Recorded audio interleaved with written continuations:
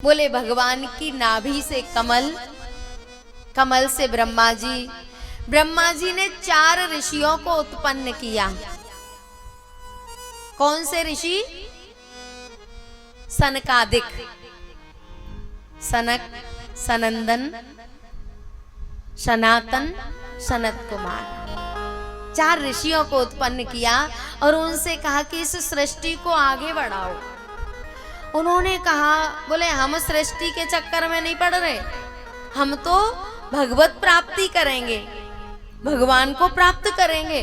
ब्रह्मा जी ने कहा नहीं, मैंने आपको सृष्टि को आगे बढ़ाने के लिए उत्पन्न किया है। बोले ना, हम इस काम में उलझने वाले नहीं है, और 4 तपस्या करने चले गए। फिर 10 ऋषियों को उत्पन्न किया, वो भी तपस्या करने चले गए। फिर ब्रह्मा जी ने रुद्र रुद्राणी को उत्पन्न किया, तो उन्होंने भूत प्रेतों की उत्पत्ति कर दी। ब्रह्मा जी ने कहा कि बंद करो। फिर ब्रह्मा जी ने तपस्या की और तपे हुए मन से, प्यारे, संतान पैदा होने से पहले यदि हमारी वृत्ति भोगी है, विषयी है, तो फिर भक्त संतान पैदा होने वाली नहीं है। संतान पैदा करने से पहले यदि वृत्ति भक्ति में लग रही है, भजन में लग रही है, और फिर संतान पैदा होगी, तो ध्रुव प्रहलाद पैदा होंगे। और ये माताएं क्या करती हैं?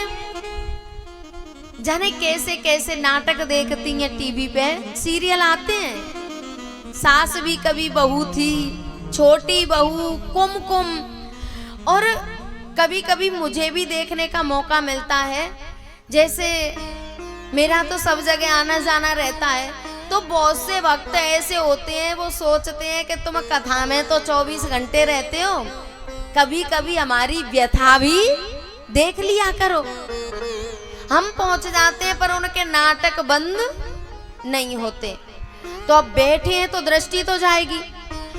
कभी कभी देखने का मौका मिला है, जो नाटक आते हैं ना, उनमें झूठ, छल, कपट के अलावा, मैया आप देखती हैं, ये तो नहीं देखते, जो नाटक आते हैं ना टीवी पे, उसमें झूठ, छल, कपट के अलावा एक भी चीज काम की आती हो तो बताओ।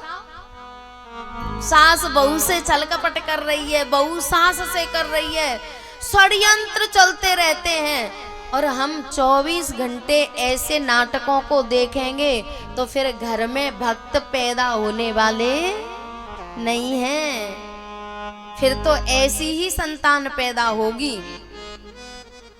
ब्रह्मा जी ने भी जब अच्छी सृष्टि की उत्पत्ति करना चाहा ना, तो पहले तपस्या की है, और तपे हुए मन से मनु शतरूपा को प्रकट किया। पहले मानसिक सृष्टि होती थी मन से।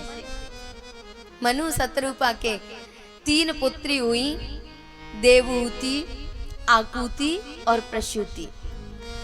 देवहूति जब बड़ी हो गई तो उनको लेके मनु महाराज और शतरूपा मैया कर्दम ऋषि के आश्रम में गए। कर्दम ऋषि से कहा कि हम अपनी पुत्री का संबंध करने के लिए आए हैं। कर्दम 3 आसन डालते हैं। मनु महाराज एक आसन पे बैठ गए, एक आसन पर शतरूपा मैया बैठ गई, और अब एक आसन बचा किसके लिए? तुम्हारे लिए। तो इसका मतलब ध्यान से नहीं सुन रहे। वाह क्या बात है, बहुत सुंदर। देवहूति मैया के लिए। तीसरा आसन था देवहूति मैया के लिए, लेकिन देवहूति मैया उस आसन पे बैठी नहीं। अभी विवाह नहीं हुआ, लेकिन उनको पता है ये मेरे भाभी पति हैं, विवाह इनके साथ हो गया तो मैं इनकी सेवा को स्वीकार कैसे कर लूं, और अगर आसन पे नहीं बैठूंगी तो इनका अपमान हो जाएगा। आसन डाला है और मैं आसन पे नहीं बैठूं तो इनका अपमान हो जाएगा।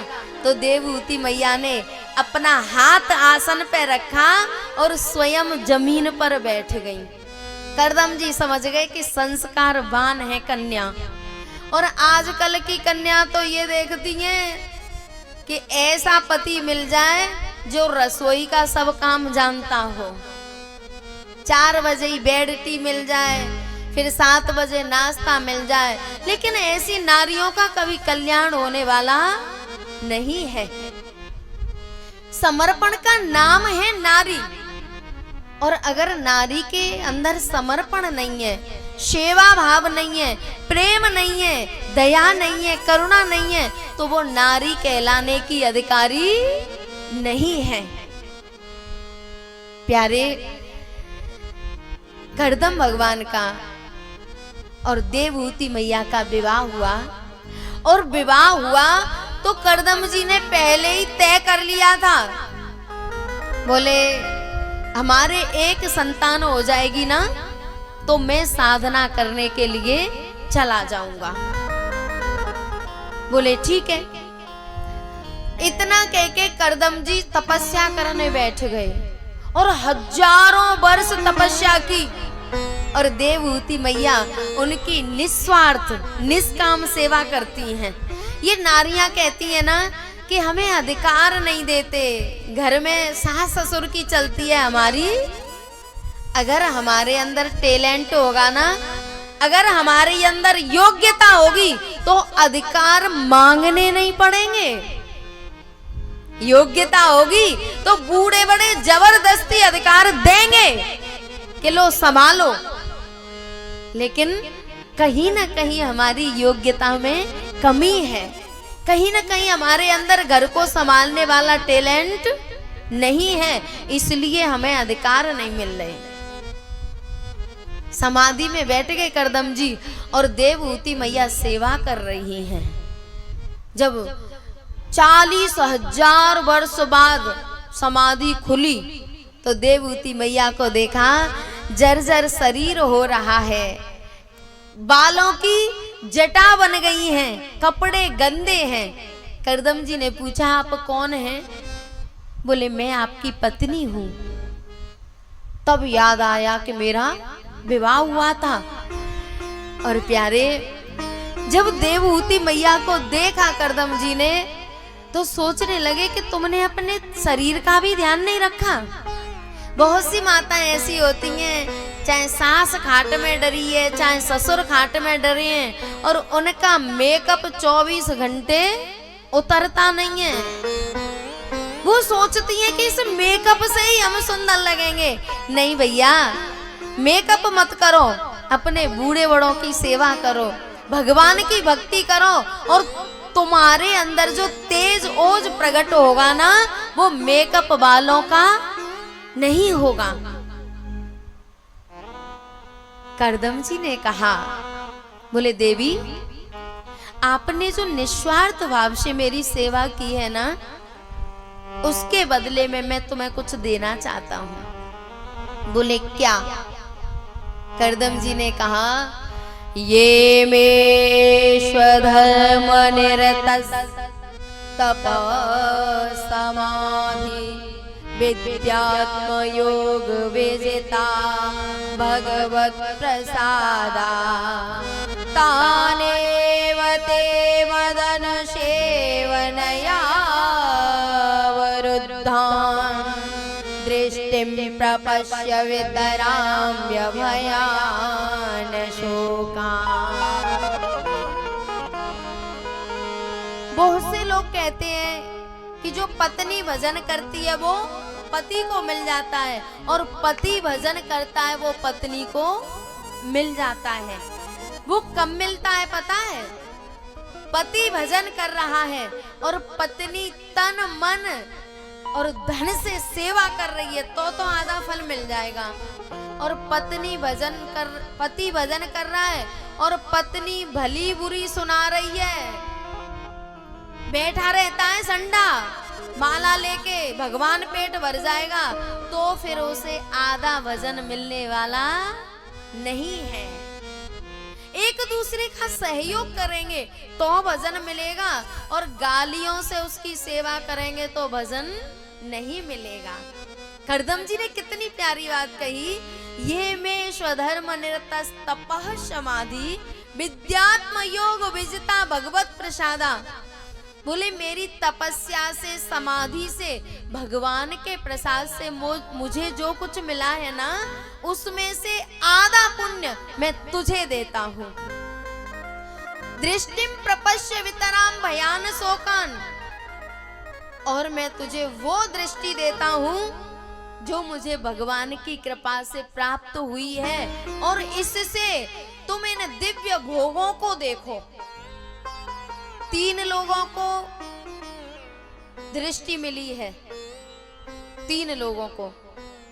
एक तो अर्जुन को भगवान ने दी, ददाति दिव्यम ते चक्षु। दूसरे संजय को मिली है। जब महाभारत के युद्ध की तैयारी हो रही थी ना, तो व्यास जी जो धृतराष्ट्र के बड़े भैया थे, व्यास जी धृतराष्ट्र के बड़े भैया थे, धृतराष्ट्र के पास आए।